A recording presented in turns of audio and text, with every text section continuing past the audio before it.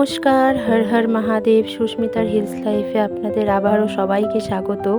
এখন শ্রাবণ মাস চলছে, ভোলে বাবার মাস। এই সময় সবাই বাবার পুজো করে থাকে, কিন্তু আমরা এবার পুজো করতে পারিনি। তাহলে ভাবছেন এগুলো কি 2024 সালের পুজো? সেবার আমরা প্রতি সোমবারই প্রায় বাবার মন্দিরে যেতাম পুজো করতে। সকাল সকাল স্নান করে ঘুম থেকে উঠে এই ঘন কুয়াশার মধ্যে চলে যেতাম। আবার নিয়ম করে সারা মাস নিরামিষও খেয়েছি। ভীষণ পুজো আর্চা নিয়েই থেকেছি সেইবার শ্রাবণ মাসে, কিন্তু এবার কোনো কিছুই আর সম্ভব হলো না।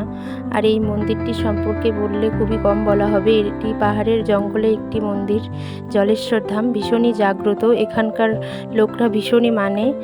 আর এবছর পুজো করতে পারিনি তো কি হয়েছে, আশা আছে সামনের বার অবশ্যই আবার নিয়ম মেনে শ্রাবণ মাসে বাবার পুজো করব। আর তোমরা যারা যারা বাবার পুজো করো তারা সবাই জানো বাবার পুজো করলে মনে কতটা শান্তি আসে, কতটা ভালো লাগে। আমরা সবাই মিলে, আমার ছেলেকে নিয়েও আমরা চলে যেতাম পুজো করতে। এই মন্দিরটিতে গেলেই মনটি শান্ত হয়ে যায়। তারপর পুজো করে যখন আমরা বাড়ি ফিরি, সেখানের প্রাকৃতিক সৌন্দর্যগুলো যেন আমাদের এমনিই মুগ্ধ করে দেয়। এত সুন্দর জায়গায় মন্দির, ইচ্ছে করে যেন রোজ গিয়ে বসে থাকি। প্রায় 1 বছর হয়ে গেল এই মন্দিরে আমরা যাইনি, কারণ ভোলেনাথ কি জয়।